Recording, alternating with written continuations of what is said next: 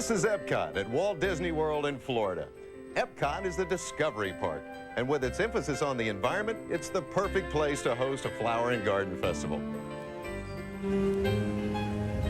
Now, for those of you who are not familiar with EPCOT, it has two distinct themes. One is World Showcase, which presents the cultures and accomplishments of 11 different countries from all around the globe. The other is Future World. These are exhibits that celebrate human inventiveness and progress in science and technology on land and in the sea. And of course, the centerpiece of EPCOT is this landmark known as Spaceship Earth.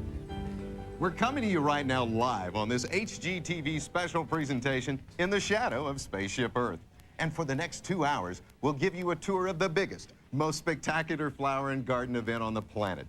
I'm your host, the gardener guy, Paul James, and this is my co-host, Carol Martin. We are truly in bloom. We hope we are anyway. We welcome you to the EPCOT International Flower and Garden Festival 98. You'll be joining us for the next couple of hours as we present some of the hottest topics in gardening today, such as homeopathic herbs, controlling garden pests, and ornamental grasses, which I'm not sure about. This is your stuff. One of my favorites. Right? We'll also meet some of the most famous garden experts in the world, including some of HGTV's experts. And we're going to get some great gardening secrets from a few of the hundreds of experts that we've met over the last few days right here at Walt Disney World. That's right, and with that in mind, we're going to experience some Disney magic tonight when we see a team of their gardeners amazingly turn a plot of bare earth into a beautiful blooming garden, all in the course of the next 2 hours. So stay with us. Stuff like this. Oh, yeah. Maybe so. I know we've just begun, but I have to go because I'm going over to the United Kingdom Pavilion to meet one of our special guests, so I'll see you on TV. Very good. Well, to kick things off, I had a chance to spend some time with our first guest, who's what you'd call a jack of all gardens. Not only does she oversee more than 700 horticulturalists and the entire Flower and Garden Festival, but she's also the chairwoman of the American Horticultural Society.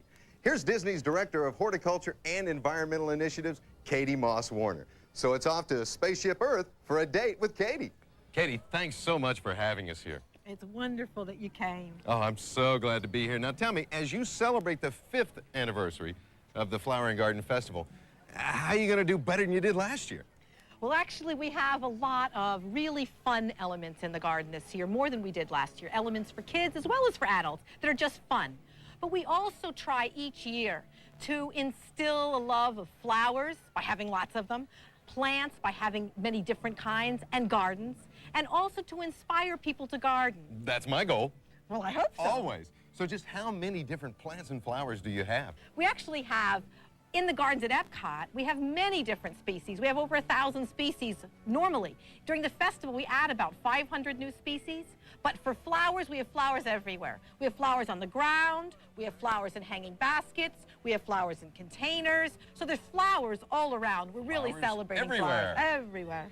And a lot of new stuff, like the new topiaries. Yep. This year, we have 92 topiary. It's an amazing number. We started off 5 years ago with less than 50. So this is really great. We have a wonderful new collection of our poo topiary, which means that we've added Eeyore. I love Eeyore. And Eeyore has a tail. We actually put a little motor in him, and he has a wagging tail.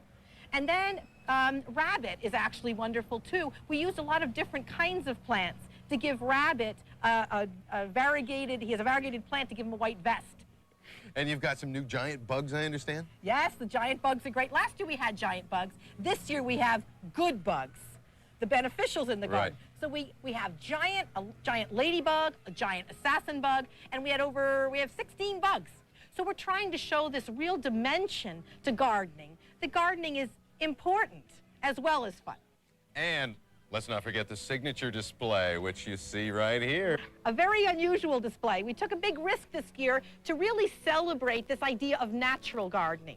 So where you can see here, this is a very informal, natural look of a savanna, an African savanna. What are we doing? We're celebrating our newest park, Disney's Animal Kingdom, where we've actually created a real savanna using ornamental grasses, which we've really never used in Florida before. I feel like getting up close and personal with Oh, one. come on. Now, describe this whole process of how you create these things.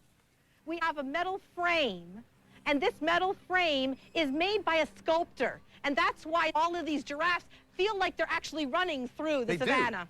They're animals in motion. Yes, animals in motion. Now, let's say I wanted to create one of these at home, maybe on a smaller scale. How would I go about doing that? Well, you actually do it very much like we do these. You have a metal frame, you stuff it with sphagnum moss, you put vines on the outside. They're great for kids. In fact, you have a daughter, don't you? Oh, I have a daughter and two sons, as a matter of fact. Here we go. For Oh. you, your very own giraffe topiary. Thank you. For Hannah. Thank you so much. It's a pleasure. Thank you, Paul. Thanks for being here. Hope to see you again soon. Great. See, Hannah, isn't it great? And I'll be bringing it home to you tomorrow. Well, coming up, we're off to the United Kingdom Pavilion at EPCOT, where my new pal, Carol Martin, will meet the great garden designer, Penelope Hobhouse. She'll show us her brand new cottage garden, so stay with us.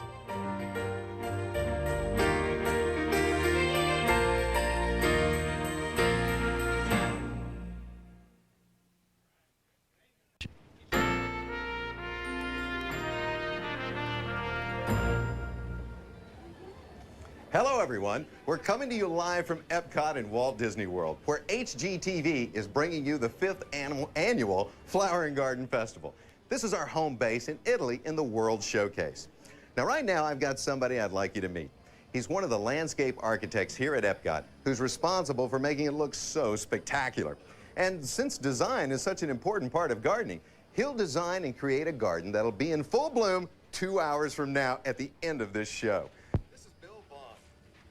You doing, Bill? Very good, thank you. Great to see you. Good to see you. So tell me, why is design so crucial? I think that design is a very important part of all the gardens. It's very important to plan before you plant. You want to make sure that you have the right plant selection, put the right plant in the right place. Now, do you think anyone can garden? Absolutely. I think it's very important to start with a landscape architect and start with a plan that actually shows you what you can do with the garden. Now, you've set up for us our growing garden concept, and that's what you're going to show us tonight. Tell me a little more about that. Well, why don't we walk over and I'll show you that plan. Lead the way. Oh, look at that. Nice drawings. I wish I could do this. One of the landscape architects in our office here at Disney drew up this design that you'll be seeing us install this evening. The actual plan, when you see the site, you'll see the perimeter fence that goes around the garden on both sides and in the back. You'll see a patio area that's installed in the front, as well as a walkway, a bird bath in the center as a focal point, and a walkway around that bird bath. You'll also see the bed lines laid out. We're going to approach the garden installation in phases. If you look at this plan, you'll see that the actual phases are numbered 1 through 5, and that's how you'll see the garden installed this evening. Well, you know, Bill, it looks great on paper. What do you say we take a look at the site itself? Great, let's go. All right, let's do it. Now, what about some tips for people out there who are planning a new garden? What can you tell them? Well, I think it's important to start with someone who can help develop a plan. And I also think it's important to make sure that the homeowner decide what elements they want in that plan. If they look at their outdoor garden space as an actual room in their house, looking at the function of those rooms, where they might like to sit, where they might like to play, where they might like to stand, those all are important elements. And here we are, bare dirt. It is bare soil here, and we're ready to start. We've actually laid out the bed lines. The solid orange line is the line between the turf and the shrub beds that we saw earlier on the plan, and then all the intermediate dashed lines are going to be all the other shrub beds. Now, what about all these flags over here? This is what we're going to start with as phase 1, and phase 1 is going to be the installation of all the trees and all of our accent material. Can I be a tree right now? You are a tree. This is one of my design tips. Get your friends and make them pretend that they're trees in your garden. That works, and this is where we're going to place 3 of our trees. This also, the other flags are some of our accent material. Right. That you'll notice as well. The accent materials are very much like the trees in that they're going to be the kind of material that actually stands alone. We've got another tree that's going to be placed over here as well. Okay, and those serve as kind of the anchor plants, if you will. They certainly do. That's great. That's great. So this is phase 1. You'll attack this first. We're going to get started. You've got your staff coming in. The gardeners are ready. Okay. All right. Well, you got your work cut out for you. Yeah, we've got a lot to do in 2 hours, but we'll have it looking good for you. Well, all right. We'll see what happens. I can't wait to see how this is all going to turn out. Now, Bill, the clock's ticking. So I'm going to check in with you in a bit to see how it's going. In the meantime, my co-host, Carol Martin, is in the United Kingdom at EPCOT. Carol. Yes, trip, Paul. You know, except for the relentless humidity here at EPCOT, it's a great night for spending time in a garden, wouldn't you say? Well, what a great night for, yeah, it's a great night for spending time. Well, you know, here in this charming pavilion, which looks like something right out of the Cotswolds of England, there's a brand new cottage garden, which is about to make its TV debut right now. Now, the reason this garden is so unique is because of the singular person who designed it. I want you to meet Penelope Hobhouse. She is one of the world's leading experts on gardening. You may know also she's a respected author and the host of HGTV's The Art and Practice of Gardening, and right off a plane from London, so I'm glad you're here with us safe and sound. Welcome, Penelope. You know, we want to talk about this beautiful garden which you designed and was commissioned by EPCOT. First time you're seeing it, I'll get your opinion in a minute. First, what is a cottage garden? Well, traditionally, of course, it really was a cottage garden, really a garden made around cottages with vegetables and flowers and lovely mixture. Now it's become something rather sophisticated, that a lot of people in England have cottage-style planting. And this is what we mean, is we have very natural-looking drifts. Actually, it's very sophisticated. It's very, at least I think it is. It's quite carefully orchestrated and planned. And the naturalness is part of the simplicity. So we have some high plants, then we have low plants, and then we have high plants. And when you look into the garden, you don't see everything at once, because you have some high plants. It unfolds. It unfolds as you go along. And the variations are deliberate, all of that. Yes. Now, your intention when you were creating this, or told to create this for EPCOT, was what? Well, to try and make it look as English as possible, knowing that I couldn't possibly use the plants we use in England because of the heat and the humidity. Yes. So I had to really write down a lot of names and look up a lot of plants and be sure I was getting it right, and of course ask all the people here at EPCOT if these plants were going to work. But I think it has got quite a nice English look. If you put this garden in England, it would look like an English cottage garden. Yeah, which is you have to have a few architectural plants, that's very important, and you have to get this nice feeling of walking into the garden. That was just what I was about to ask. What would I, as a visitor, seeing it for the first time, want to feel? Well, I want to feel that I'm in England? Or? Yes, you want to feel that you're walking into something quite secret and mysterious, and it unfolds as you walk along. I think that's very important. You know, in America, a lot of your gardens are lawn right to the road. Well, we have quite the opposite approach in England. We fence each other off in a very strange, unneighbourly way.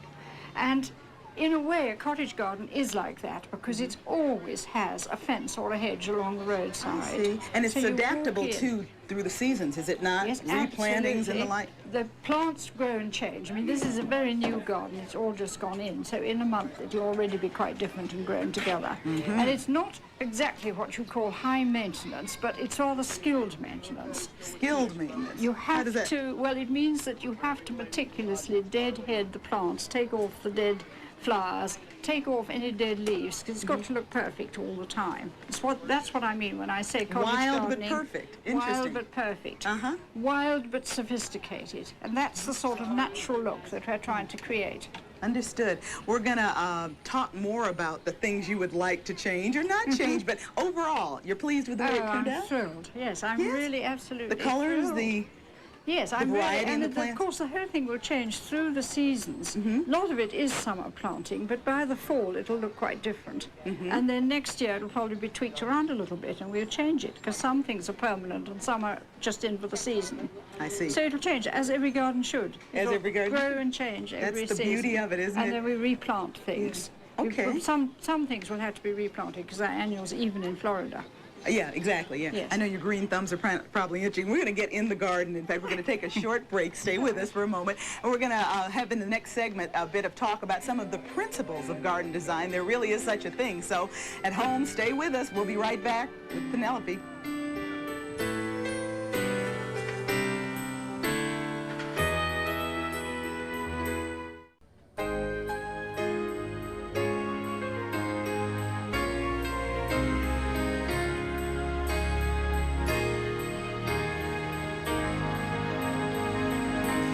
Now, since we have a live audience here, I thought I'd solicit the help of someone from the audience. Arlene, right? Right. There's your microphone. Come on over with me. I've got something I'd love to show you.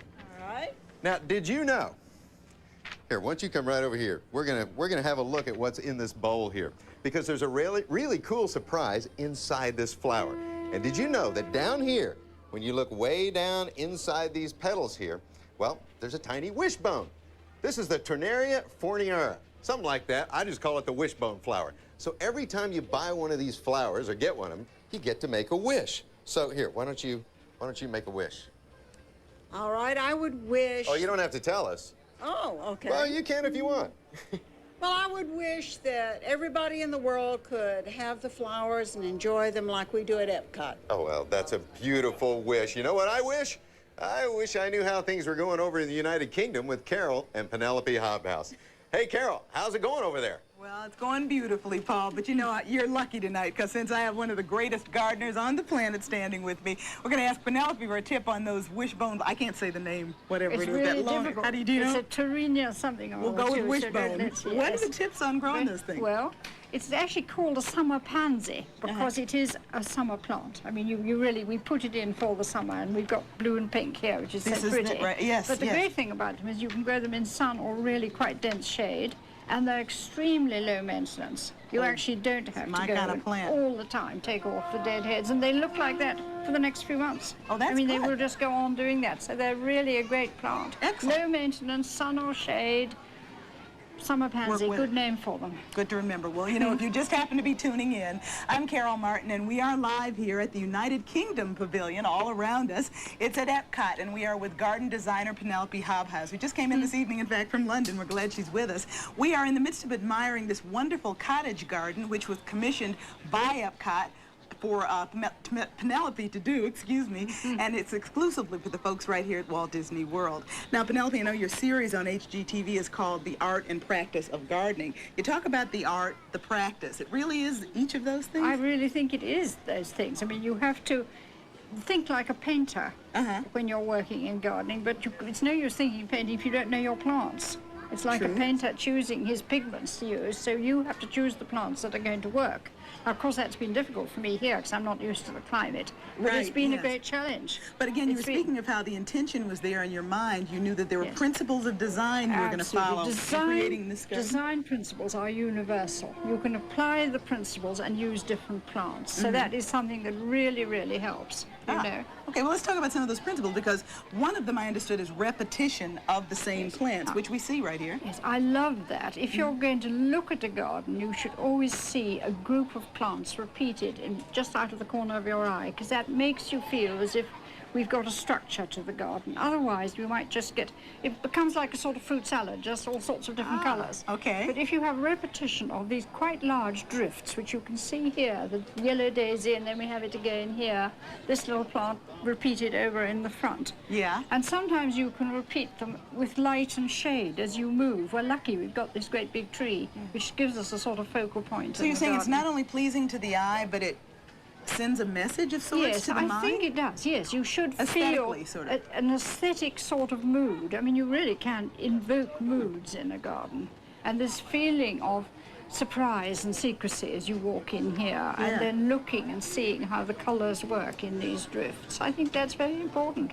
Texture of foliage. Texture of the foliage. Now, certainly there's all kinds. You see, here we have very grey-leafed plant, and then these are green, and these grey-leaf plants are all slightly aromatic. So you deliberately look for different kinds of textures. Yes, and you get to know by the look of a plant whether it's going to have, the leaves are going to have a smell or not. And then you can try and choose some plants with bigger leaves that are good with rain and that sort of thing. So, and you see, the leaves are there for much longer than the flowers. True. So it's really important, like this big plant here.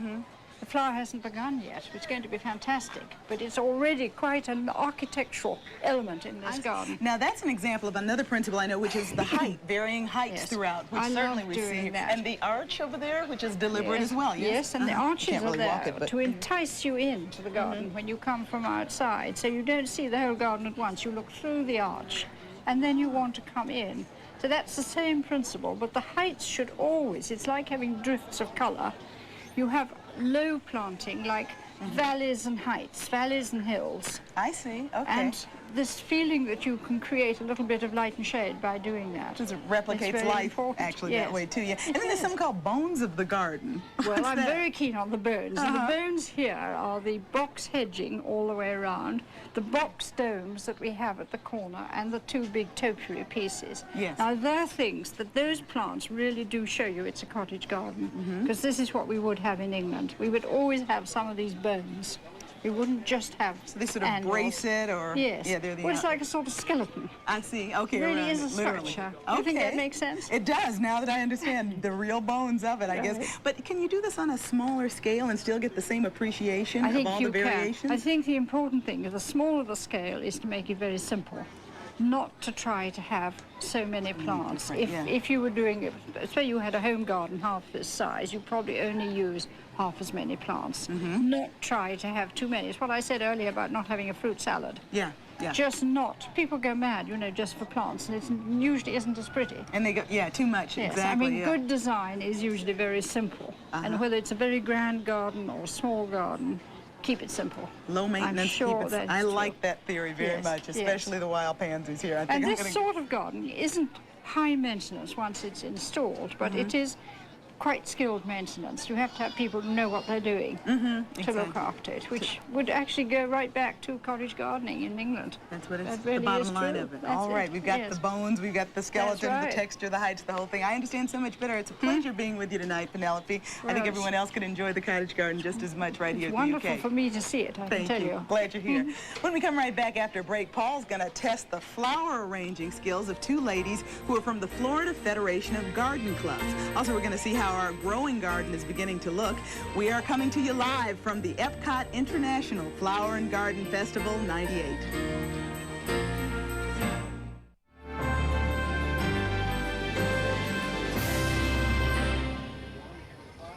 Welcome back to HGTV's special presentation. I'm Paul James, and we're live at Walt Disney World celebrating the 5th annual EPCOT International Flower and Garden Festival, the largest of its kind anywhere. Now, we're here at the growing garden again, and Bill, we got a sort of, I understand we had some technical difficulties, a little microphone problem. Hey, it's live television. So if we could recap briefly the Phase 1 activities that are going on right now. Okay, great. We've got Phase 1 finished already. We've got the trees in place. These are crepe myrtle trees. Love 'em. It's a wonderful deciduous tree, has seasonal interest with color throughout the summer months, has a nice multi-trunk characteristic. Very important to get them placed first because they're really the largest elements in this backyard garden.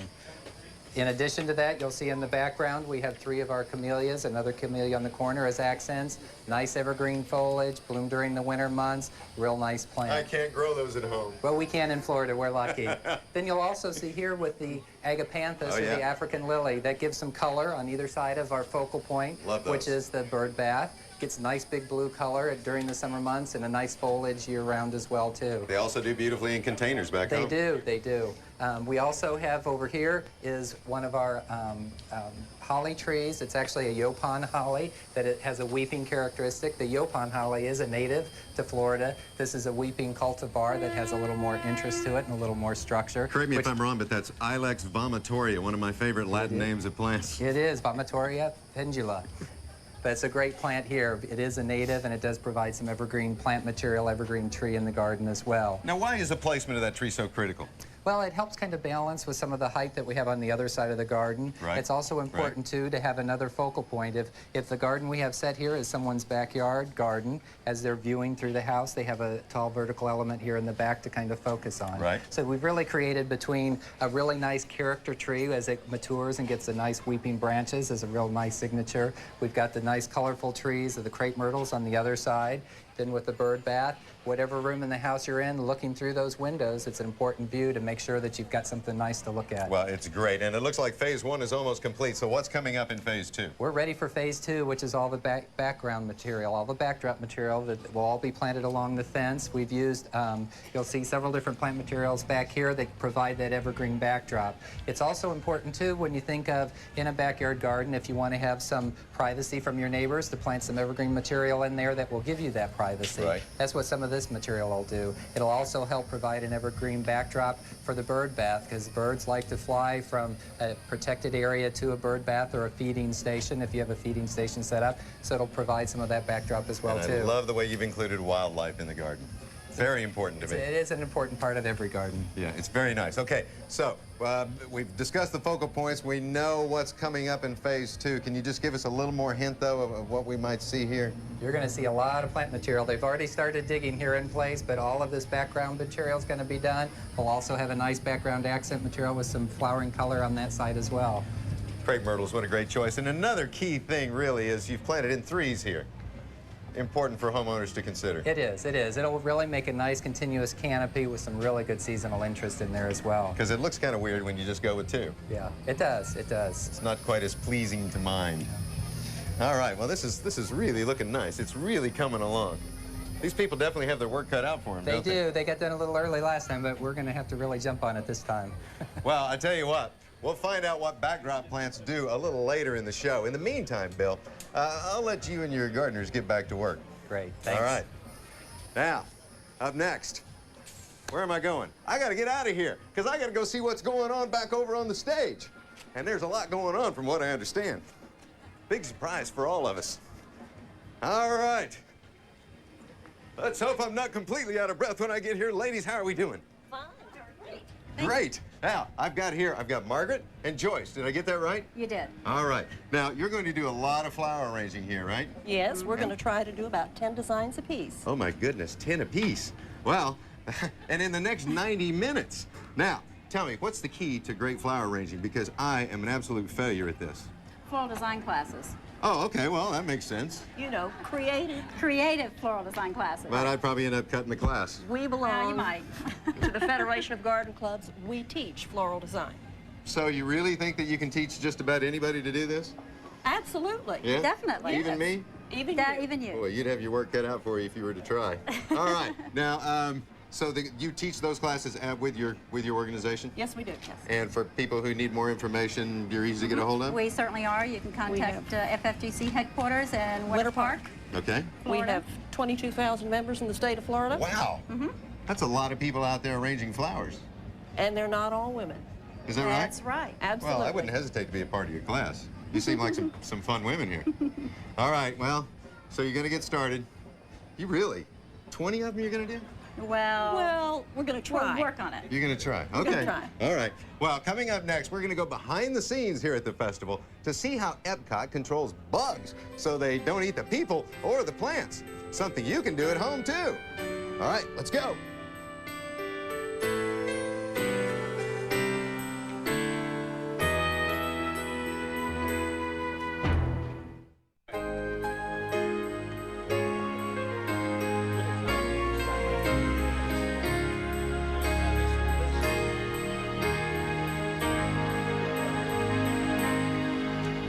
We're back. We're live on HGTV, and we're here at the EPCOT International Flower and Garden Festival 98.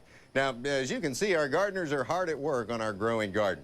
If you've ever been to Walt Disney World, you might wonder, as I did, why you don't see flies, ants, or other unpleasant pests here at the park. How do they manage to keep all those plants happy, healthy, and uneaten? Well, my co-host Carol Martin met with a Disney pest management expert, Tanya P., to give us a rare behind-the-scenes look at how EPCOT manages to win the battle of the bugs. What a production. I tell you, Tanya, we've been watching all morning the spraying throughout the park. We're talking 27,000 acres. What's in the solution? Yeah, well, what he's using right now is a soap and oil mixture. We use that to control most of our soft-bodied insects. That controls aphids, mealybugs, just about anything. So the idea is no harsh pesticides anywhere in the park. Exactly, yeah. We've got lots of kids that come through and smell the flowers, lots of people that have been down, want to stick their nose in a rose and smell. We want it to be nice and safe for them to be able to do that. You want to encourage that. Right. Yeah. One thing I noticed, though, you didn't get them all, because there's a few bees floating around here, I noticed, and a couple of ladybugs, beetles are out. Well, those are the good bugs. Yeah, so you want me to change my attitude about bugs. Okay, yeah, go ahead, because I find that hard to believe. Yeah, most of the time when people see a bug, they just want to step on it. They don't care whether it's good or bad. Right. They really shouldn't do that because it's the good bugs that keep the bad bugs in check, which allow you not to spray your harsh pesticides or your chemicals. Okay, it's part of the whole idea of integrated pest management, Right. the philosophy. It's just one part, yeah, of the whole integrated pest management. Okay, Tanya, so your mission continues to convince me that bugs are beneficial, but I just got to say for a minute, what a beautiful setting here. You know, you come to EPCOT and everybody remarks on the beauty of the gardens. Not only is the arrangement beautiful, but everything seems perfect, and the plants seem so healthy. Hard to believe there's bugs in here. Well, actually, there are bugs in there. There are thousands of bugs. We release every day. As a matter of fact, Jim coming in right now is just getting ready to do our release here. Good bugs, driving out bad bugs. These are good bugs that eat the bad bugs, exactly. He's got some Opius wasp in his hand right now. Opius are reared right here at the land forest. They parasitize leaf miners, which is a common problem we have. Because we release these, we haven't had to spray for leaf miners here on Disney property in over 6 years. Water for Paul, I'm beginning to understand. Not in love with them yet, but I'm understanding. Great, great. You'll be convinced before we're through. Okay. Beautiful garden here in the United Kingdom Pavilion, Tanya, and I see so many butterflies around, but I know to be a butterfly you have to first be a caterpillar. Speaking of which, Exactly right. We have one right here in front of us. But they can be destructive to plants, yes? Yes, they can. Caterpillars eat plants. That's what they do. So what we do is we actually have someone that comes along and hand picks these caterpillars off and takes them backstage to a garden where there's plants planted just for the butterflies. Then they form their chrysalis backstage, and then when they turn into butterflies, they come back out here and fly around our gardens where they're attracted to all the flowers. That's amazing. So this is the butterfly garden, huh? That's right. This is a garden that's specifically grown just for the butterflies. It's so, but you know what I love? This is like a rare backstage look at how things are really done, right? That's right. This is where we grow our butterflies, so to speak. As a matter of fact, here's one of our inhabitants here. Would you like to hold growing and moving here. Right, yeah, he's wiggling around. The sun's hot on him. So they stay this way for about 7 to 10 days. Right, in exactly. This stage. Yep, this is the chrysalis. This comes between the caterpillar and the butterfly. And so out of this hatches that beautiful butterfly. Merging into the final flying product. Speaking of flying things, I'll let you hold him again, though. Okay. You know, in the whole time we've been here, I have not seen one fly, one ant. Strangest thing. I mean, people are over there eating at the pavilions, no swatting of flies. How do you do that? Where are they? That could be a problem, but we take care of that, and that goes back to the good bugs again. Come on, I'll show you how we do that. We found an anthill. Good size one, too, huh? That's right. What we're going to do is treat this with a growth regulator. What it is the workers find it, take it back to the queen eats it and stops laying eggs, and that's the end of your ant mound. At the origin. So that's the ants. How do you fight the flies? The flies, we use another good bug. This is a fly parasite. What it is a tiny parasitic wasp. She finds the fly larva, and she lays her egg inside of them, and they eat it away from the inside, and instead of a fly hatching out, another fly parasite does. So same principle. You're stopping it before the little guys even get exactly before they even get to the bad flying, stage. Right? Yeah. Yep, and that's how we take care of that.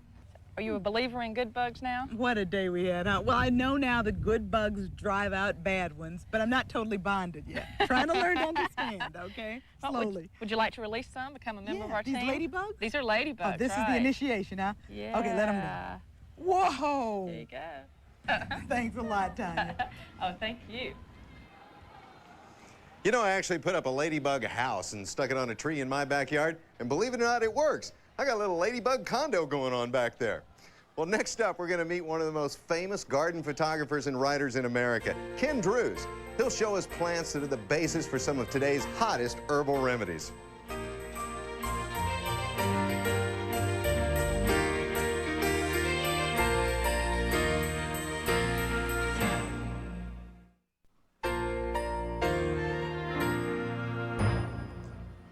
We're back at HGTV's live presentation of the EPCOT International Flower and Garden Festival 98.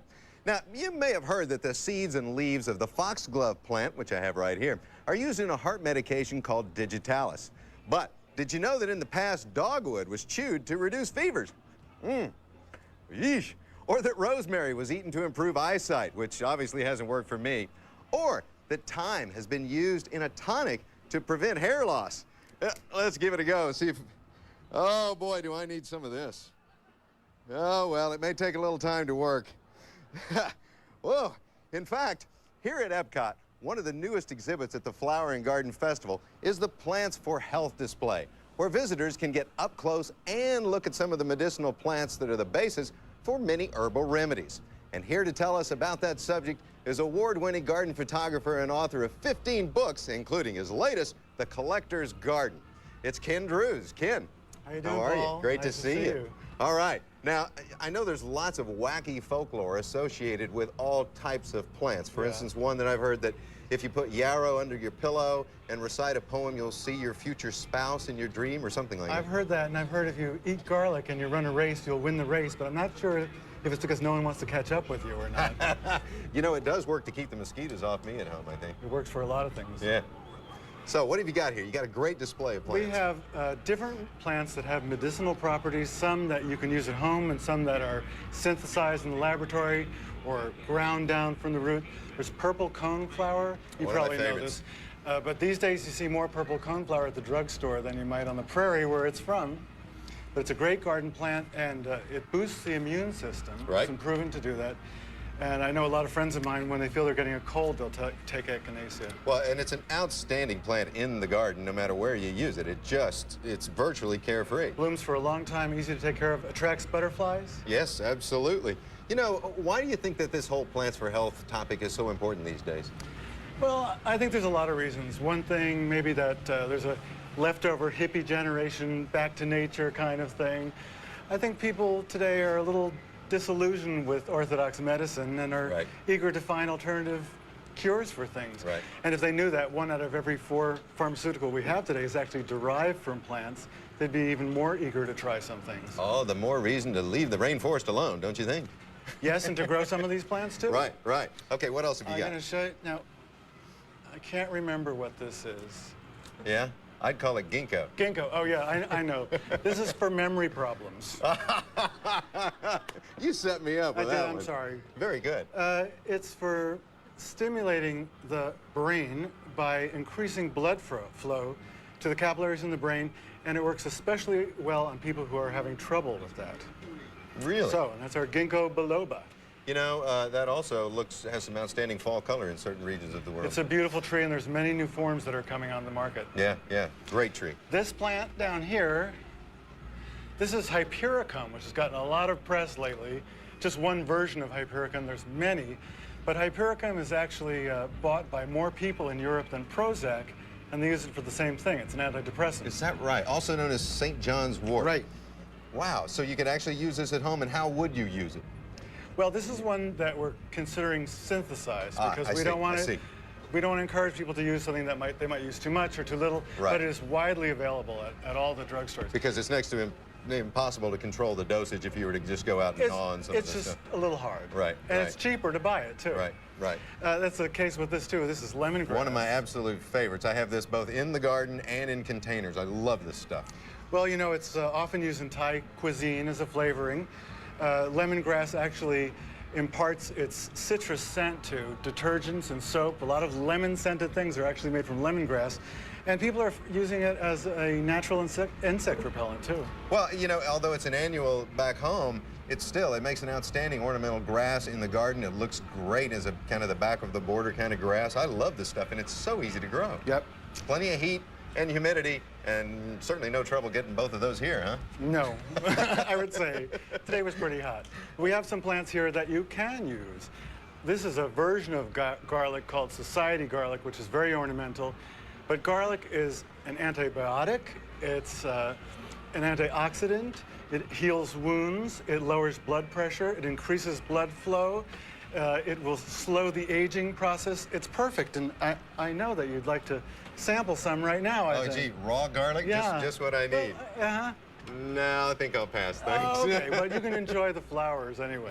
Now, does this reseed as readily as there's a garlic chive that I grow at home, and it reseeds like crazy? What about this? No, this one won't for you because this is not hardy. Okay, great. So down in Florida, there might be some reseeding, but up where you are, it's too cold. Okay, great. This wonderful one that I love, lemon balm, which has a beautiful name, Melissa. Oh, yes. And the most intense, absolutely, lemony It's fragrance. as lemony as it gets. This is used, you can actually squeeze the juice out onto a wound if you have a wound, but it's also dried and used for an herbal tea, which settles the stomach and soothes someone too. Now, I've noticed in my own garden, believe it or not, I also have this, that it's a little invasive. It does tend to run away. It doesn't self-sow, though. It runs from, just like a mint. Right. So it's a great plant to use maybe up between the house and the sidewalk as a kind of edging plant to let it fill up a space where you have some sun and that's controlled or contained by concrete or curbing stones. Well, in fact, it has a square stem, so we know it is a mint. We know it is a mint. It's great in a pot, as you can see. Yeah, it does great. Now, this is passion flower. And you might imagine or hope that passion flower is the natural herbal version of Viagra, but it's not. And the Native Americans used our native maypop, which is Passiflora incarnata, as a tea. The stems and leaves were made into a tea to help with sleeplessness. So it's actually quite the opposite of Viagra, I would say. It's Beautiful a beautiful plant. vine. Just coming into flower. Looks great on the patio in containers. And this plant is probably the best of all to have around the home. It's aloe vera, which is a wonderful house plant. I'm sure you've grown this. And that's quite a specimen, too. It's beautiful. Well, in Florida. Yeah.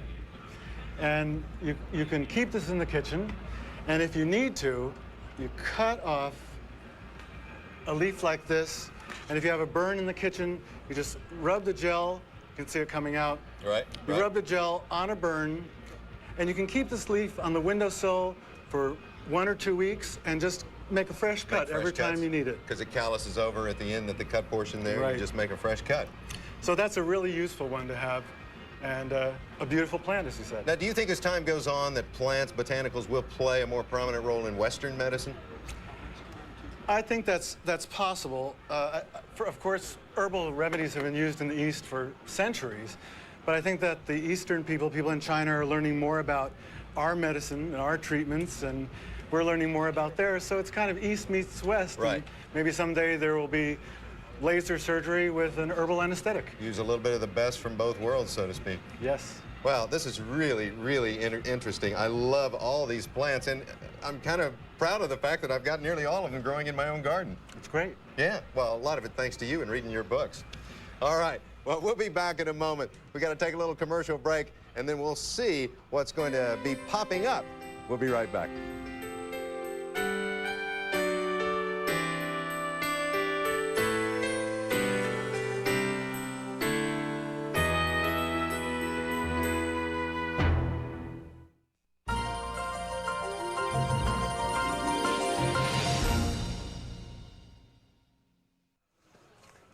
We're back live on HGTV. I'm Paul James, and this is Bill Vaughn. He's over here. Anyway, he's my landscape architect extraordinaire who's taken up our challenge to create a fully blooming garden from scratch by the end of our show.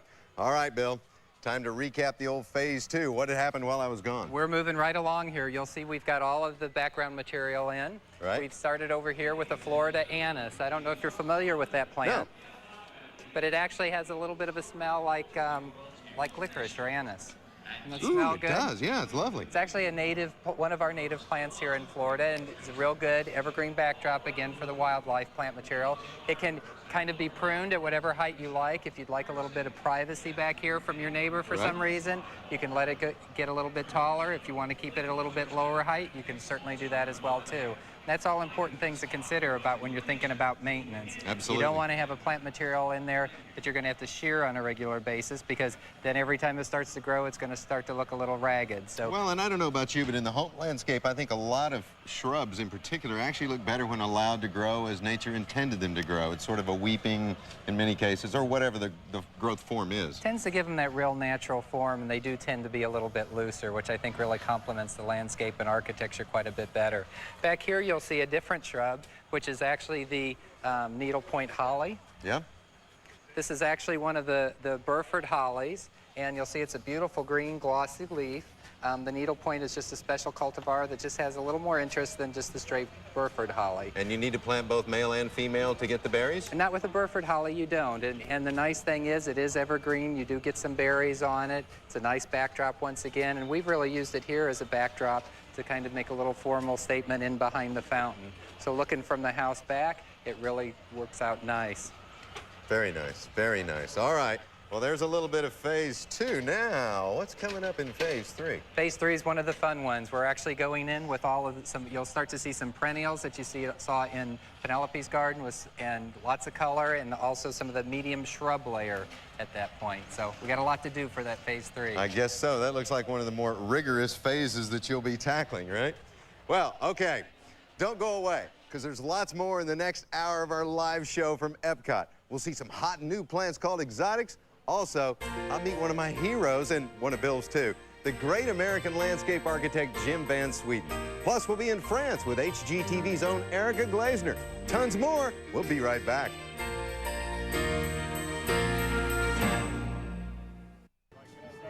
Welcome back to this live special on HGTV. I'm Paul James, and we've been bringing you some of the highlights of this year's Flower and Garden Festival here at EPCOT. Now, I'm still at home base near the Italy Pavilion, and my co-host Carol Martin is over at the land exhibit in a greenhouse that's a scientific wonderland of plants. You know, another thing Disney does in a big way is illuminations. And their laser and fireworks show, well, it's going to start any second now, right over the lagoon there. So let's go to Carol in the hydroponics laboratory. Now, Paul, we've been so busy over here exploring EPCOT, I haven't been able to watch everything you've been doing, but did you know that you can grow healthy, productive plants, huge plants, in fact, without any soil at all? We're talking barren land. Now, this is something called hydroponic gardening. And this greenhouse here at EPCOT is one of the most amazing places I've ever seen. It's in the Land Pavilion. Demonstrates this latest in the scientific methods that allows food and plants to be grown in places they never could have been grown before. I want you to meet a friend of ours here as we go past one of these huge pieces of fruit. This is Dave Forehand. He is the EPCOT horticulturist who oversees the hydroponics laboratory. Hi, Dave. Hi, and I want to ask you first to define hydroponics and then talk about this place that we're in. Well, hydroponics is simply water culture. You use water to deliver the nutrients and the needs of the plant in that fashion. Somebody said that this looks like, it's first of all sort of surreal, but said it looks like a car wash for plants. I think that's a good description. What's all the moving, the conveyor belts, the whole thing? Well, it just adds to the drama of the place. Actually, the moving really doesn't need to be here in terms of growing the plants, but it just makes it much more interesting to have everything moving. So it's a little exciting for us to have them. Speaking of that, I hear the fireworks here at EPCOT. Every night they have those, right? So we won't be distracted by that. Now, the fact that these are growing without soil, are they different or not? Well, they're not different at all. Actually, plants really haven't changed since the beginning of time. What we're doing here is meeting all the needs of the plant. There are 5 basic needs: water, nutrients, air, support, and also nutrient, air, support, and what's the somebody give us air support. Right. Plus at night. We forgot about the light. Okay. But what we're doing is meeting the 5 needs of these plants with those 5 potential elements. The plants behind us here is a squash and a moving conveyor. It's a good example. Right. Well, what we're doing here is using those 5 basic needs for the plants. We're training them up this metal pole. This is our support. Each thing in our greenhouse has a method for support since we're not using any soil. The nutrients are sprayed on the roots of the plants using mist nozzles inside the moving box. And the water's recycled, so we don't waste any water. A lot of these hydroponic methods are very conserving of water. I see. So basically what we're seeing is they're just moving through, as you said, the conveyor belt. It gives it more exposure to light as well. Does that account for the healthiness of the plant, though? They seem extreme. Well, part of the healthiness is the hydroponics is very clean, no soil, there's no dust or dirt. We're in a greenhouse, so we don't get any rain or wind damage, so the plants look really perfect. Yeah. Now, something I want you to explain to me, these vertical columns behind us. Well, the vertical columns are just a different way of delivering the water and the nutrients again. In this system, moving around, they're sprayed with a mist of water and nutrients. Then we can come in and harvest the herbs. There's about 40 plants per column. The way we're growing them here, we can harvest these and send them to our restaurant. So we use the fresh herbs in the restaurants here at EPCOT. Yeah, you got the basil. I saw some chives coming through and the like. It's so bizarre to look at it, though. It's like the healthiest flowers I think I've ever seen. Now, you've got some other greenhouses as well, and you're growing things in sand in one of those? Right. One of the areas we showcase is sand culture. It's a technique that's not only can be used in a greenhouse, but it's also utilized outdoors using hydroponic techniques. In some parts of the world, desert environments, sand is all they have to work with. In those areas, we use what's called drip irrigation. It's a tube that allows you to supply the water to, to the plants. The nutrients are in the water, So there's no nutrients in sand typically, so we're supplying those nutrients in the water when we deliver it down a tube that runs down the rows of the plants. So you teach them how to grow in the sand, their native environment. Right. So what this allows us to do is grow in deserts, essentially. The country of Israel produces a lot of crops in desert environments using this tape. Got that. Now, I have to ask about, we didn't want to pass by without asking, this is the biggest grapefruit, needless to say, I've ever seen. Heard of James and the Giant Peach. It is a big one. But actually, this isn't a grapefruit. It's called a pomelo. It's a Chinese grapefruit. That's where the name grapefruit comes from. It's a Citrus grandis, but it's a very, very large one that's grown over in Asia. It's very popular in Southeast Asia. Well, this is just genetically how it grows. It's a very large fruit. Okay. Saves on the money, too, I think. Now, what's with the coconut? Well, the coconut is used in our screen culture house where we're vertically growing crops. We're using this as a growing media for growing crops. In the coconut industry around the world in the tropics, there's a lot of waste product. All this husk here is wasted. What we're doing now is using it as a media to grow plants. We have this fibrous material. It's a ground-up husk. It's a very nice way to grow plants. We use the hydroponic technique again to grow the plants, delivering the nutrients and the water to this. So this is the ground-up residue of the husk, which isn't used. Feels like dirt, so we're using a waste product to grow plants. It's very nice for growing, for instance, the cucumbers. How amazing. Cucumbers, yes, as well, which we were saying. Now, you know, I'm amazed, actually, at the fact that the more you learn, the more you want to do with it. So I understand NASA certainly was learning some new techniques. Well, they've looked at hydroponics as well. One of the missions they have is to feed astronauts on a space station and on space missions as we move into the future in the new millennium. One of the ways we could do that is through hydroponic techniques. One thing we know we're not going to do is ship soil up in spaceships to grow plants. It's too expensive, so we're going to have to use another method. Hydroponics would be an ideal method for space culture crops. You mentioned expense, though. I'm looking at this thinking this has to be an expensive proposition. Well, actually, hydroponics for the home gardener really doesn't have to be. It could be as simple as a home aquarium and a little bit of floating styrofoam on top, and you could grow crops. So you can do it very simply or elaborate, as we're doing here at EPCOT. Like terrariums with soil, but use water instead or something. Right. Ah, got it. Okay, boy, I love this place. There's something about the feeling of it because it's so different. But one thing, you do have some gravel, too, which reminds me, which these are, I suppose, growing in or not? Well, these are growing in bags of different growing media, and the gravel's there to collect all the water that runs through so we can recycle it. We want to recycle all our waste nutrient and water here and reuse it, again, so we can conserve water. Okay. What an interesting job you have, Dave. I'll tell you, do you enjoy your work? I sure do. It's very nice. It's a lot of fun to work here. I would very imagine exciting. so. Well, thanks for taking us through the laboratory. We're going to come back in a moment with more in this hour. I'll be making my way soon over to a garden in the pavilion for France. And also we're told that Paul will be checking in on our growing garden and our Florida Garden Club ladies. And next, he's on an EPCOT adventure with the great landscape architect, Jim Van Sweden. So please stay with us.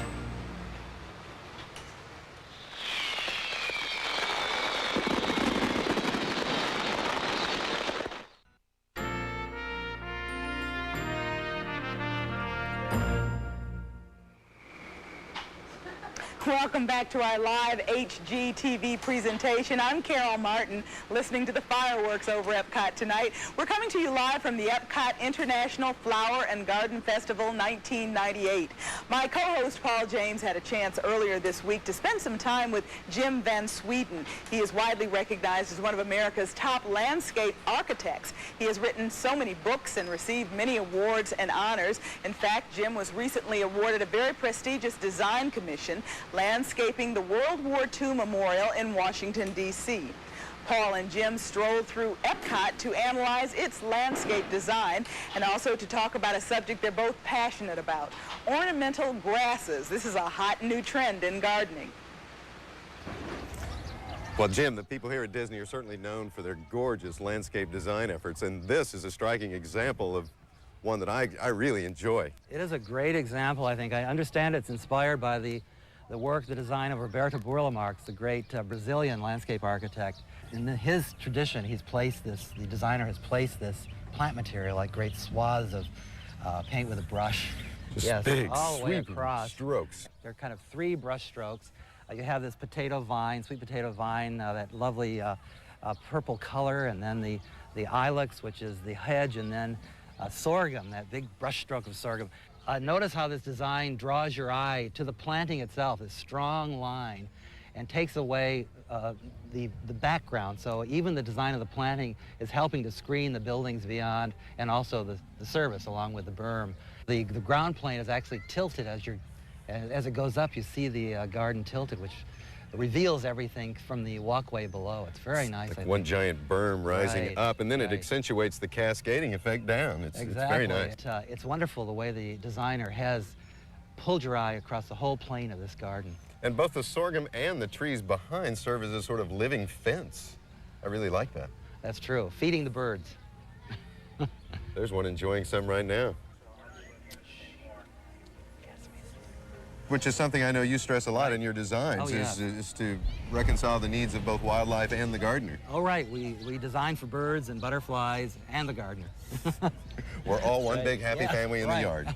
You know, Jim, oftentimes a homeowner will create a new bed, but maybe not have resolved the design issues yet. And this is a great example of what you can do to temporarily fill the garden. Right. Keep it simple. The sorghum could be all sunflowers, for instance. Absolutely. It'd be great. And in most parts of the country, these are annual, so these would die back, and then the following year or the winter in between, then you can resolve the design issues and take it from there. Right, it'd give you a big show right away, just temporarily. Be perfect.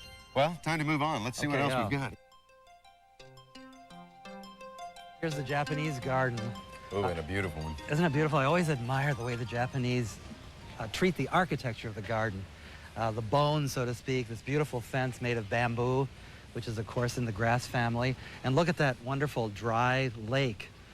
Just a metaphor for a lake with all that beautiful gravel raked. Of course, it's very high maintenance. Yeah, it is. And that's one thing a lot of people don't realize is that as beautiful as the Japanese gardens are, they do require a tremendous amount of maintenance. But notice the ground cover of mondo grass there and the bamboo. Absolutely. Which, I love the bamboo. I think one of the most underused plants in the landscape, and sadly, it's gotten a bad reputation because of the invasive bamboos. That's true. But the fact is, there are a number of extremely hardy clump-forming bamboos that will not run. They'll stay in place, that make terrific grasses in the landscape. That's true, and we use those as ornamental clumps or sculptural elements in our designs.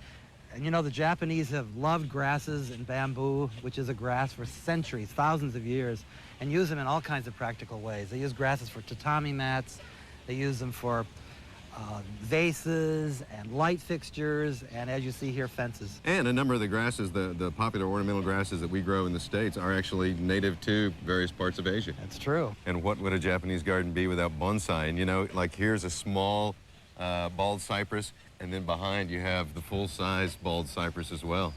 Neat stuff. Nice garden. Very nice.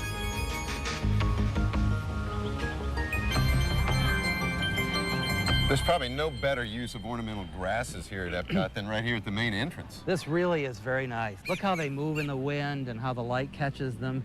It's so relaxed, and it really is a very nice planting. You can actually consider this kind of planting a metaphor for the American meadow and prairie.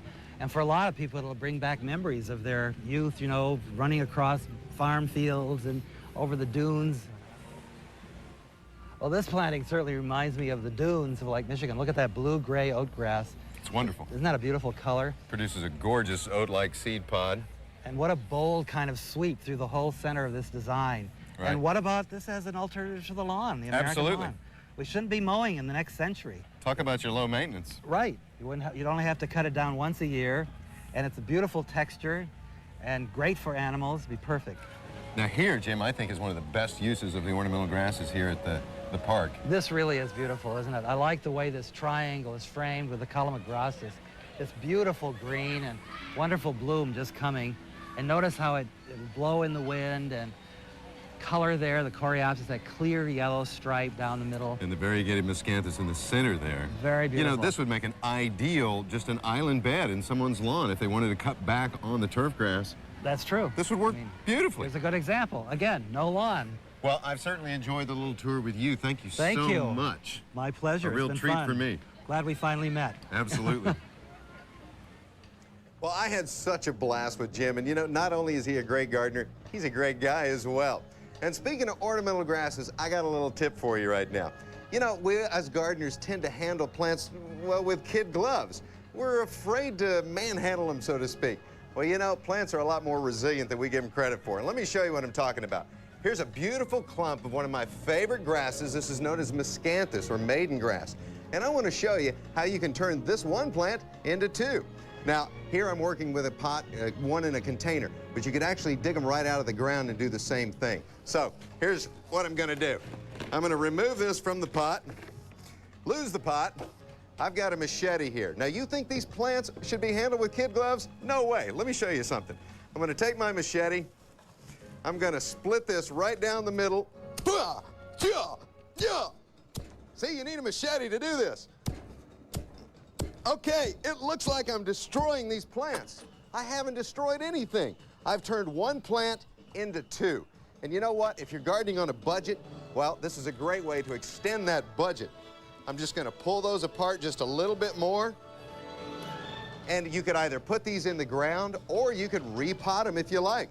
Just stick them back in a pot. Now, they may not look like much for a little while, but they're going to be okay. And of course, when you're handling a machete, folks, try to be careful. These things are pretty dangerous. But then I like to garden on the edge. All right, so you can put that in a container if you like, water well to get its life going again. And if you like, you could divide it even more. You could take this clump, divide it yet again. So, next up, I'll check on how our growing garden is coming along and take a tally of how many arrangements the Garden Club ladies have made so far.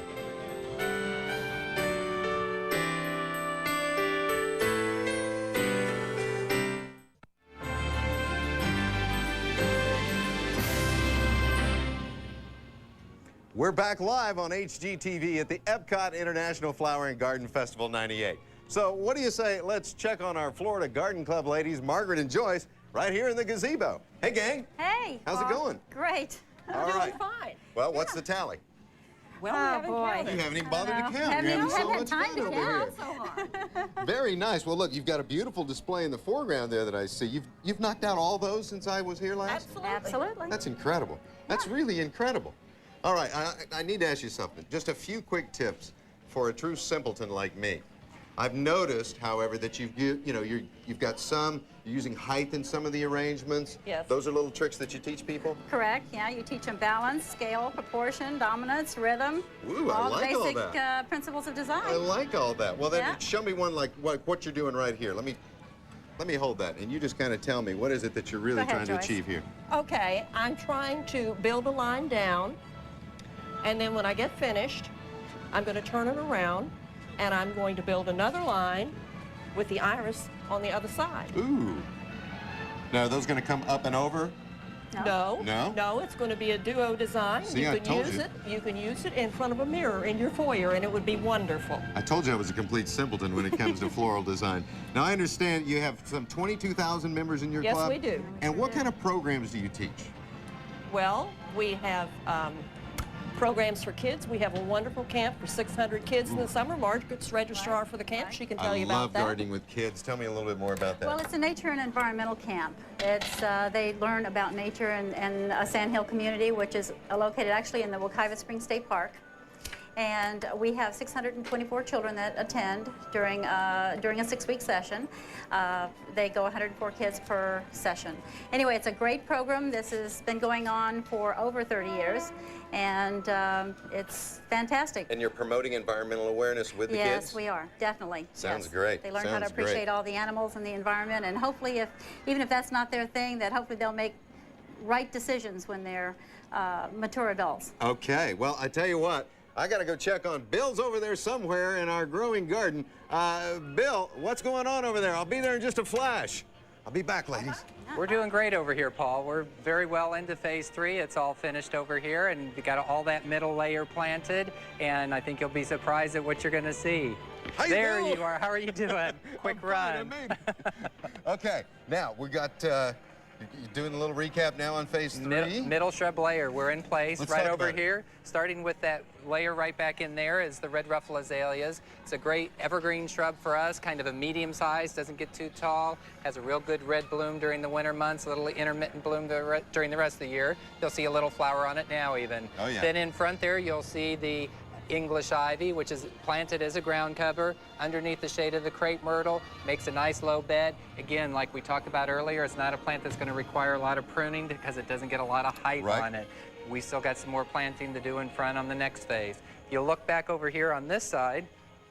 We pulled some of the plants that you saw over in Penelope's garden. We've got the milkweed, the Asclepias, which is a real good butterfly plant. Absolutely. You see it in our backyard wildlife garden. And it's also great for butterflies. And then in the front, you see the Stokes aster, which also gives some good blue color in there in the foreground as well. So all of this will really grow together as a nice uniform bed, all in front of what will ultimately be a nice backdrop with the Floridanus that we planted earlier. And obviously, as this garden matures, it takes on a whole new look, really. It will get a lot more aged look to it. The plants will all start blending together as far as this medium shrub layer, as well as that backdrop as well, too. Kind of unlike me, as it gets older, it thickens out, and in my case, I'm starting to thin out a little bit, you know? We won't talk about that. All right, next phase. Okay, phase 4 is going to be the turf. The turf, you got to realize, is one of the highest maintenance plants that anybody has in their landscape. Most people have a lot more turf. Although it's one of the highest maintenance, it's a type of maintenance that most people know how to do themselves and tend to have a lot of it. We'd like to think of it here as turf as an important element for the ground cover. It is a ground cover in our landscape plant palette, and that's what we use here. It's also important from when you think of that room concept. Right. If the backyard garden is a room, that could be a play area for children, it could be a play area for pets, you really need to think about, do you really need turf? How much do you need? What are you going to use that turf area for on that ground plane? And will that carry on over on the other side of our walkway? Right. Our walkway actually kind of bisects our turf area on each side. The turf area is not symmetrical at all. Have a little bit more turf on this side than on that side, give a little bit of interest, and really acts as kind of that foreground element to the rest of the planting that you're going to see in the next phase. It sounds great. And when we come back, we'll take a look at some hot but outrageous looking plants and flowers that look great in containers. Also, my co-host Carol Martin is on her way to the France Pavilion to meet HGTV's Erica Glazner in a beautiful garden. So don't go away.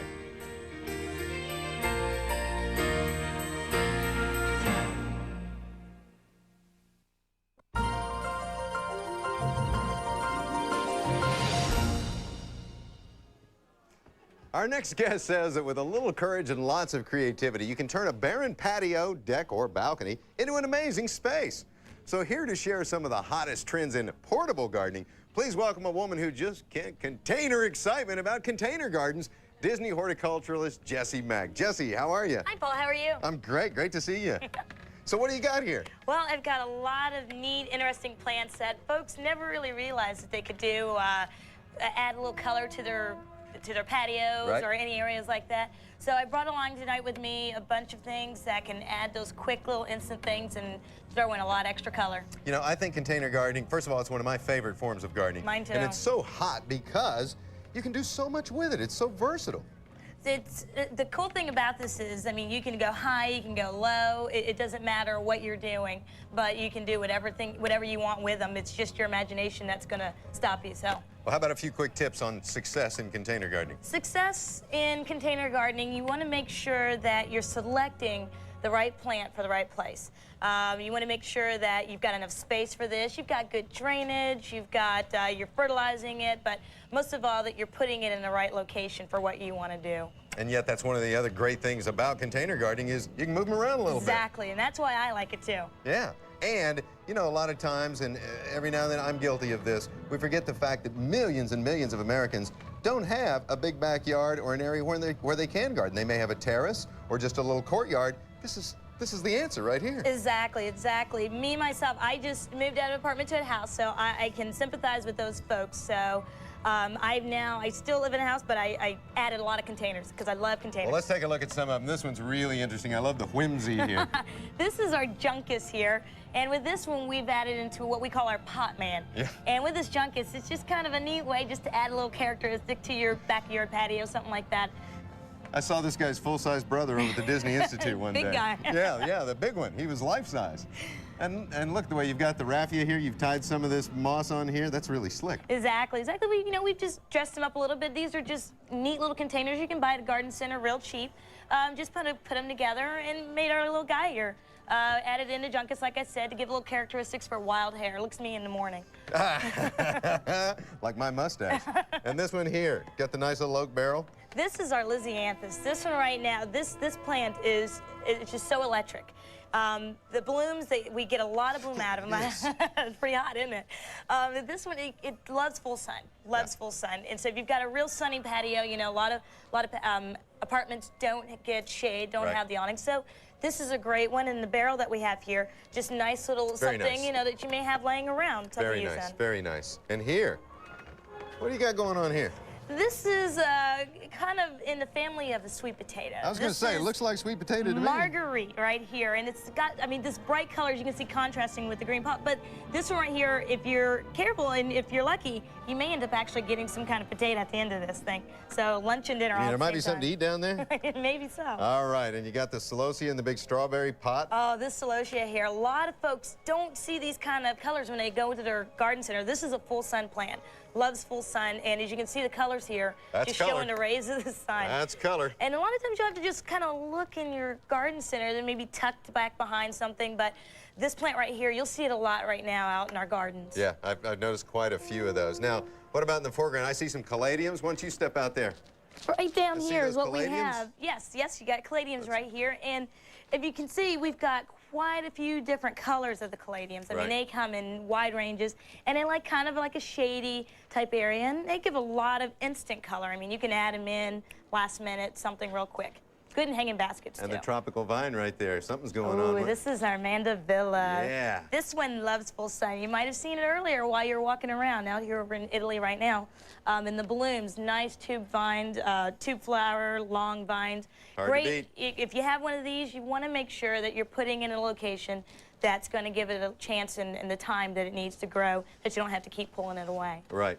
And there you've got the temperamental little ficus in a container. Yes, I do. And the really neat thing about this one that a lot of folks have found and are loving is the corkscrew on it.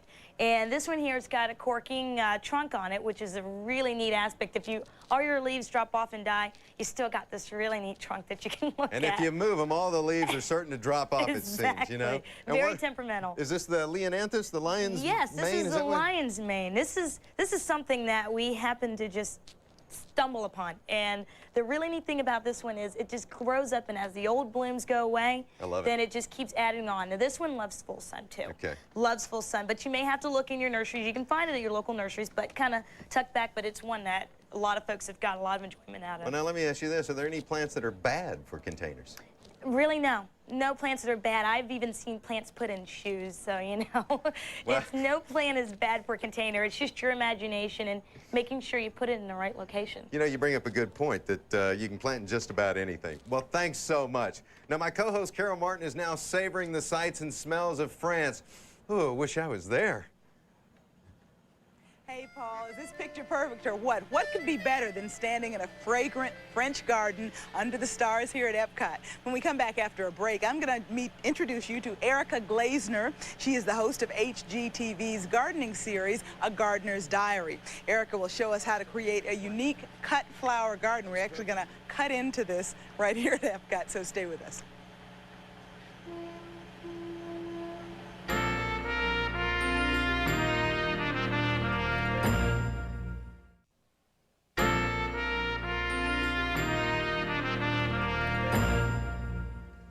Our gardeners are still hard at work trying to get our growing garden done by the end of the show. Meanwhile, did you know that the blossoms of marigolds, crocuses, pansies, and nasturtium are good for more than just filling up your garden? They can fill up your stomach too, because they're edible. Now, with me is Kimberly here. Kimberly, how you doing? Good, Thanks for joining us. I'm doing great. Did you know, have you ever eaten flowers? No. Well, what do you say we give it a go? All right. Are you willing? Sure. Okay, okay, here, you take your pick. You just try one of those and tell me what you think. Go ahead. There you go. Oh, you know, they taste a little better in a mixed green salad. Although, you know, I made a rose geranium cake one time that was out of this world. Really? Really? Well, I promise. You act like you don't believe me. I got to try some myself, you know. And while I'm doing this, let me remind you, don't just run out in the garden and eat flowers. Make sure you know they're edible. Many have been sprayed with pesticides or it could be downright poison. So now, let's go to my co-host, Carol Martin, who's in a place known for its delicacies and its gardens. That'd be France. Think about France. You know, another thing that country is known for is its charming architecture, the distinctive look of the brasserie, the beautiful mansard roof, those lovely French doors and windows, and of course, French gardens. Here at EPCOT, they have a cut flower garden. I'm in the midst of it, in fact. It's a different twist to the traditional garden.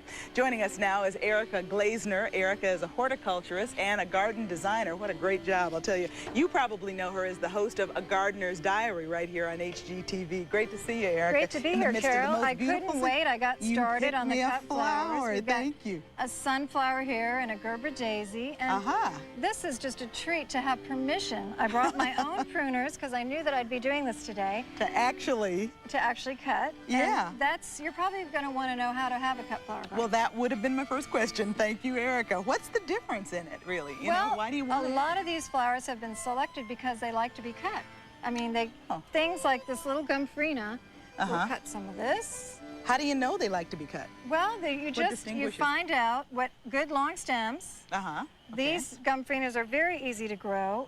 Most of the flowers that are in here, of course, want to be in full sun, and they need to have a good soil, and that's about it. If you've got a good soil that's well drained, that's a key. Oh, the drainage is important. That's so if they're low to the ground, they're not good cut flowers, obviously, huh? Well, they're good for little fillers in bouquets. I mean, everything makes a good cut flower in my book, because right now in my bathroom I have a couple of rosebuds, and then in the dining room I've got some roses on the table. I think flowers... Such a difference. The reason to have a cut flower garden is you've got instant presents to take to your friends. Yes. You've got... Flowers can express emotions that words can't. You know, I gave myself a little gift of a budget of like 20 bucks a week. I go out and I buy cut flowers just to brighten the house, really. You're going to do some for us and make our own little... and you don't need as much space as we have here in France, but this is a glad or gladiolas. We all know this. And one of the things that you want to look at is when 1 to 5 flowers have been open. We still have these to open up. And so that's a good tip for glads. Each flower has its own little peculiarity. Now, true or false, you can snip the tip on the top to make this grow fuller. Snip the tip. Have you heard that? I'm teaching Erica something. No, but you know what you can do? That's a good point, because on sunflowers, if you snip out the tops, if you want tall, big, straight sunflowers, you can snip out the tops, but if you want lots of little flowers, you just, and I've got to just keep snipping, because look at this one. We'll make a whole... Now, have you noticed anything? I've got special pruners here. Okay. These are I'm looking at the Gumfrina. These pruners are bypass pruners. I just want to take a minute, because you have to have the right tool, instead of an anvil pruner. Just remember, bypass pruners. Bypass, like the operation. That's right. And we're operating on this garden. Now, here's a delphinium, and another tip is we want to have our water nearby, and I know we have a bucket. And the delphiniums, drop them in here, you want to take the leaves off, because the leaves, leaving the leaves on in the container is going to cause bacteria. Ah, okay. So just put those pull them in the off, bucket. and then put them in the bucket like this. So I become a bucket girl now. You become the bucket girl. Bring it on, okay. And over here, cosmos, one of my favorites. Cosmos are a great cut flower. Don't you love cosmos? Beautiful. Well, the color. Now, when do you think would be the best time to cut a cosmos? Got me. Don't know when. You don't want to wait until it's completely flattened. You want to open it when it's just starting to open like that. Okay. And that makes a really great cut flower. So we just have all this permission, and all around us, as I said, the Gumfrina comes in the white, and actually, to tell you the truth, these bloom almost till you're sick of them. Now, what could you ask for more? They're all over the place, like weeds, but they're beautiful weeds. They're not that. It's not an expensive venture. You get a few seeds. I mean, with zinnias, which we don't have any right now, but that's a good cut flower, use a 1/4 ounce of zinnias for 1,000 plants. That's pretty inexpensive. Yeah, that's a good ratio, right? So, and there are all sorts of things, like these ageratum can take over your garden, but in this case, it's a really good cut flower for us, and look what a good filler it's going to be. Look at the colors in the way. Oh, I see. I think we need You want to vary the that. textures and all. Erica's going to keep putting our bucket together. I might take it back to Paul. Why not? We give him something at the end of it. Thank you so much, Erica Glazer. Thank you. Paul? Well, you know, I barely recognized Erica without her hat on. At any rate, you've probably heard all sorts of ideas on how to extend the life of cut flowers. I mean, you know, you got your warm water, some people suggest cold water, and some people put sugar in the water, which, by the way, can actually promote bacterial growth. Well, here, from me, is my definitive tip. This is the gardener guy's way of extending the life of your cut flowers. Now, the first thing you want to do, the most important thing, is try and change the water every day. Kind of like that. I guess I could have used that to water these plants. Even more important, a great trick is when you make the cut on the stem end, do it underwater. Fill up the sink if you like. You can do this in the bathtub. Make it a family activity if you want. But put the stem underwater, then make the cut. You've created a negative pressure situation here, and the water quickly goes into the vascular system of the plant, if you will. All right. Now, another thing, a lot of people recommend that you make these very careful cuts in the stem end to facilitate water absorption into the stem. And that's all well and good, but you can actually end up with some pretty nasty cuts on your hands when you do that. So what I do instead, oh, my flower broke. That's all right. What I do instead, I'll just take a hammer like this, give it a few good pounds. I know it looks nasty, but believe it or not, this will actually hasten the water absorption into the plant. That's it. Enough said, don't you think? Well, our growing garden should be close to completion, and our garden club ladies should be frantically trying to reach their goal of 20 arrangements by the end of the show. That's up next, so stay with us.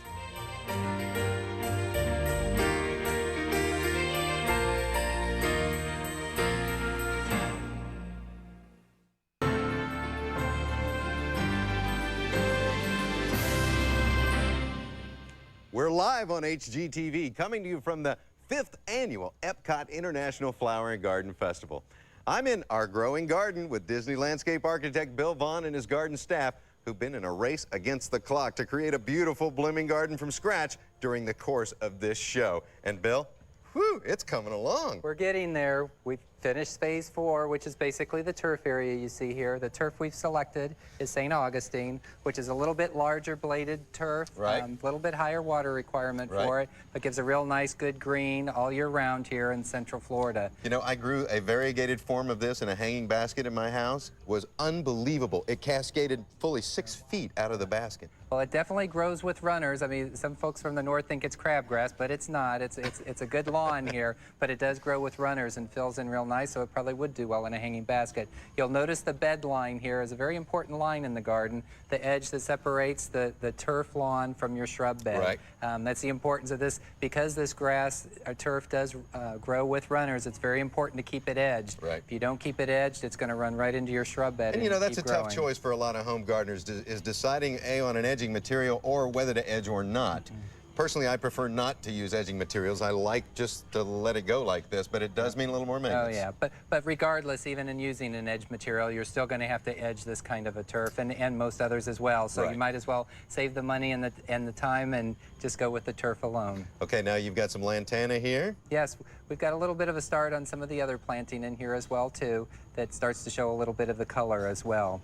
Very nice, very nice. Now, you know, this kind of turf, although a little bit coarser, say, than some of the fescues or Kentucky blues or whatever, you're limited in this part of the country in the choices you've got, right? We sure are. We've got this kind of turf here in Central Florida. There's also a Bahia turf, which is a pasture grass. And everything we have here at EPCOT is emerald zoysia, which is, we have a wonderful staff of horticulturists that maintain it, but for the average homeowner, it's a lot more maintenance than what they might want to take care of. It's a very dense turf. It is dense, very short, beautiful green, though. It's hard to beat an emerald zoysia for a turf, but like I say, it does have an awful lot of maintenance associated with it. Yeah, well, when I was walking with Jim Van Sweden at the land, that zoysia you had there, it really caught my eye because it's a spectacular turf.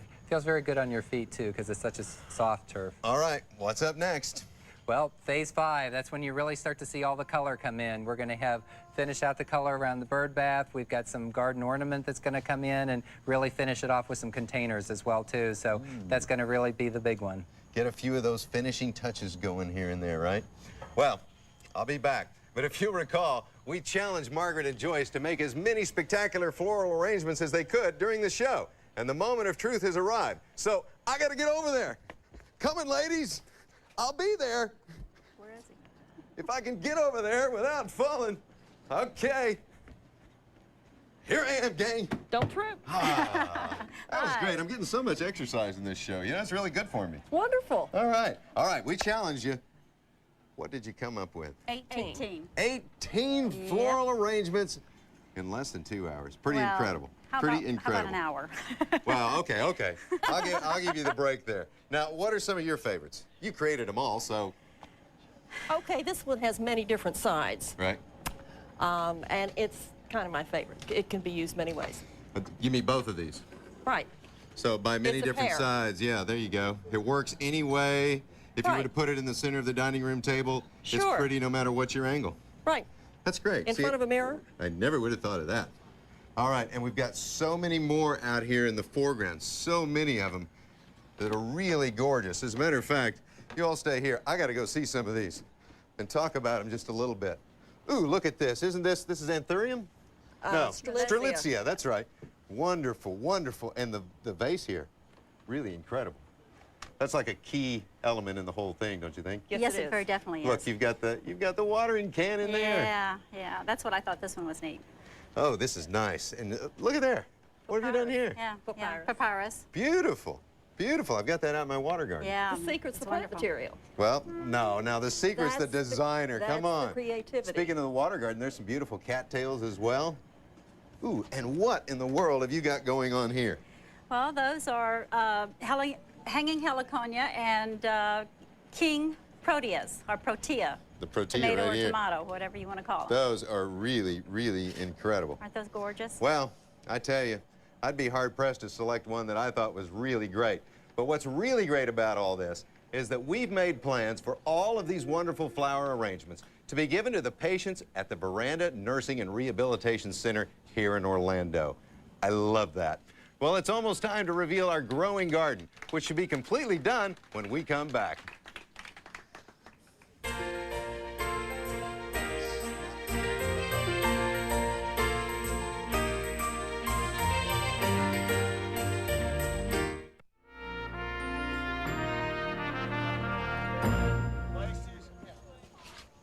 All right, time now for the moment of truth here.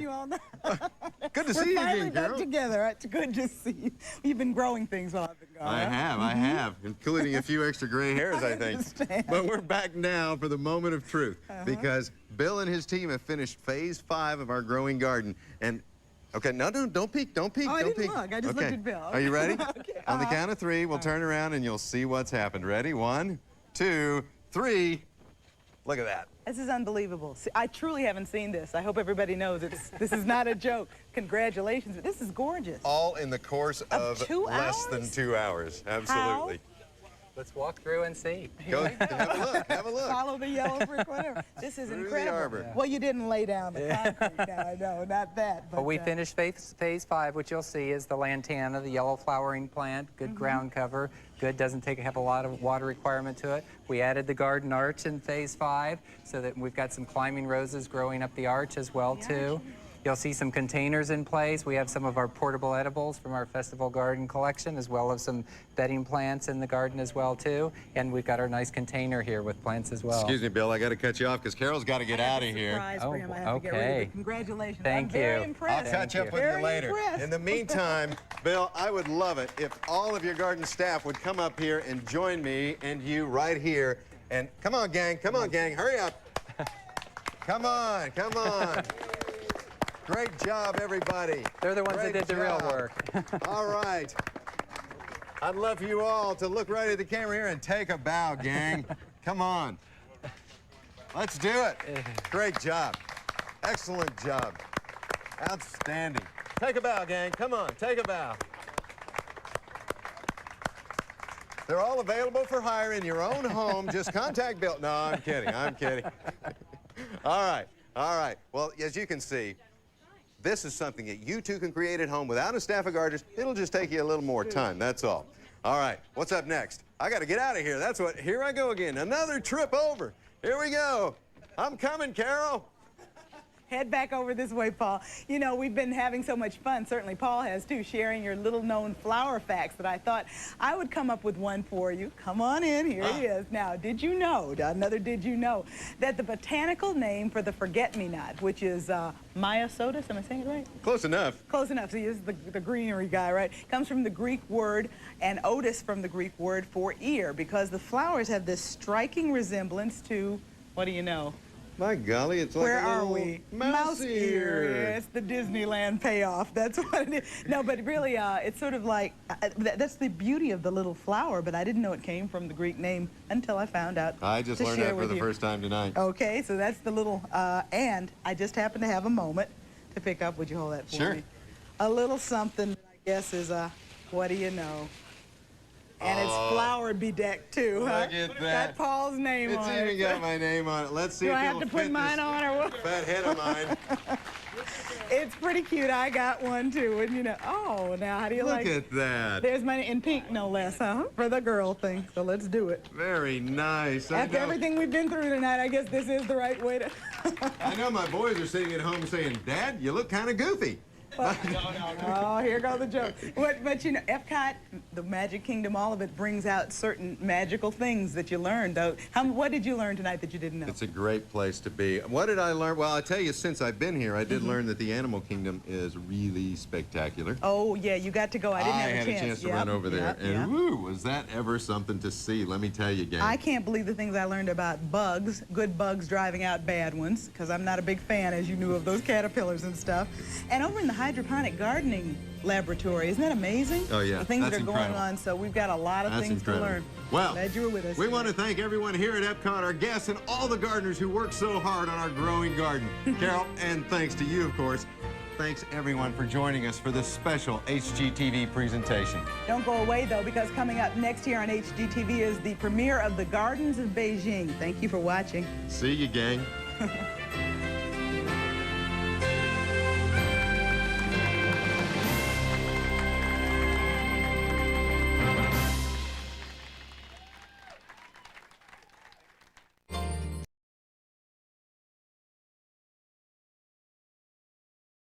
If you enjoyed this video, like, comment, share, and subscribe. Consider becoming a member for more benefits. You can also show support by buying me a coffee. Thanks for watching.